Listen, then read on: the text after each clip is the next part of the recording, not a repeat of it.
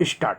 उधर से प्राप्त समाचार पत्रों की सूचना के अनुसार हिमाचल प्रदेश में माननीय उच्च न्यायालय के न्यायाधीश महोदय की तरफ से लगभग सभी 400 छात्र छात्राओं को इंदिरा गांधी मेडिकल कॉलेज की वर्ष 1995-96 की प्रवेश परीक्षा में बैठने की अनुमति फिलहाल प्रदान कर दी है। न्यायकर्ता ने न्यायोचित सिद्धांत के आधार पर न्यायपूर्ण निर्णय दिया है। यहाँ यह भी उल्लेखनीय है कि हिमाचल प्रदेश विश्वविद्यालय ने इस सत्र से मेडिकल कॉलेज की प्रवेश परीक्षा में बैठने के लिए एक प्रकार से नई शर्त लगा दी थी, जिससे मूल हिमाचली छात्र भी परीक्षा देने से वंचित रह सकते थे। वहाँ ये भी ज्ञात रहे कि विश्वविद्यालय ने इस वर्ष से यह शर्त भी लगा दी थी कि जिन उम्मीदवारों ने हिमाचल प्रदेश स्कूल बोर्ड की 3 परीक्षाओं में से 2 परीक्षाएं उत्तीर्ण नहीं की हैं, उन्हें मेडिकल कॉलेज की प्रवेश परीक्षा के लिए पात्रता के योग्य नहीं समझा जा रहा था। इधर हमारे देश का हिमाचली या किसी सैनिक का कोई ठिकाना नहीं रहता है। न केवल किसी प्रदेश के सैनिक कहलाते बल्कि पूरे देश के सैनिक होते हैं। उन्हें देश की रक्षा करने के लिए सीमाओं पर तैनात किया जाता है। इसलिए इनके बच्चों की शिक्षा भारत में कहीं पर भी हो सकती है। फिर हिमाचल विश्वविद्यालय की यह शर्त कहाँ तक उचित और न्यायप्रिय हो सकती है। इसी कारण से छात्र छात्राओं की ओर से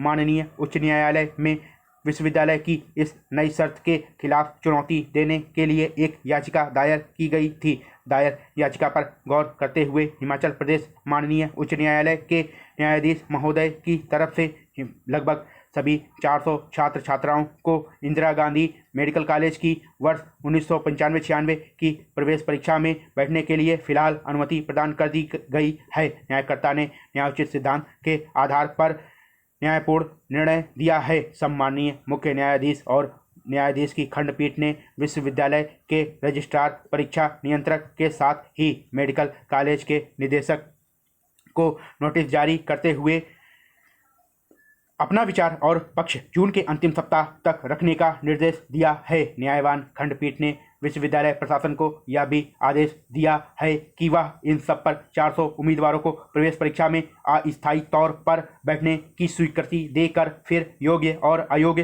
का निर्णय करे। जब परिणाम घोषित किया जावे उसकी सूचना उच्च न्यायालय को भी दी जानी चाहिए। इसके अतिरिक्त यह भी कहा गया है कि विश्वविद्यालय ने परीक्षार्थियों को अभी तक अनुक्रमांक जारी नहीं किए हैं। उन्हें परीक्षा केंद्र पर अधीक्षक के माध्यम से वैकल्पिक रोल नंबर जारी कर दिए जाएं। न्यायालय के न्यायकर्ता के न्याय संगत योग्य फैसले की सराहना करता हूं। मैं उसका स्वागत इसलिए करता हूं कि यदि आम आदमी को उच्चतम न्यायालय में ही शीघ्र न्यायोचित कार्रवाई की सहूलियत मिल जाएगी तब वह सर्वोच्च न्यायालय जाने की आवश्यकता महसूस ही नहीं करेगा। अध्यक्ष महोदय, मैं आपका ध्यान महिला एवं बाल विकास परियोजना में हो रही अनियमितता के संबंध में आकर्षित कराना चाहता हूं। ग्रामीण क्षेत्रों में तो महज आंगनवाड़ी केंद्र का संचालन किया जा रहा है। मेरे जिले के वार्ड क्रमांक 6 में संचालित आंगनवाड़ी केंद्रों में बच्चों को पोषण आहार के रूप में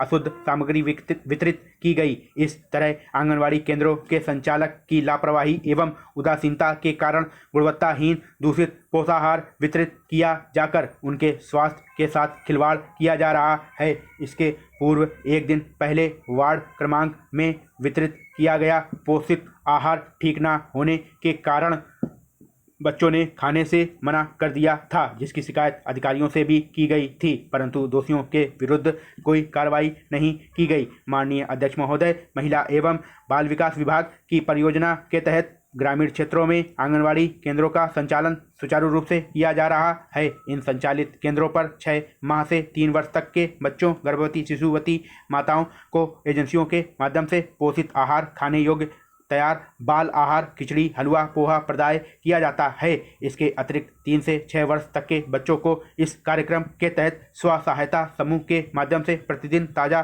पका हुआ पोषाहार वितरित किया जा रहा है। स्वास्थ्य विभाग के सहयोग से टीकाकरण, स्वास्थ्य एवं पोषण शिक्षा, स्वास्थ्य से संबंधित जांच एवं अनौपचारिक शिक्षा दी जा रही है। इसके साथ साथ आंगनवाड़ी कार्यकर्ता और पर्यवेक्षक द्वारा कुपोषित बच्चों के पालकों से भेंट कर समझाइश दी जा रही है। यह तथ्य सही नहीं है कि वितरित पोषण आहार की गुणवत्ता के संबंध में कोई शिकायत प्राप्त नहीं हुई है। स्टॉप।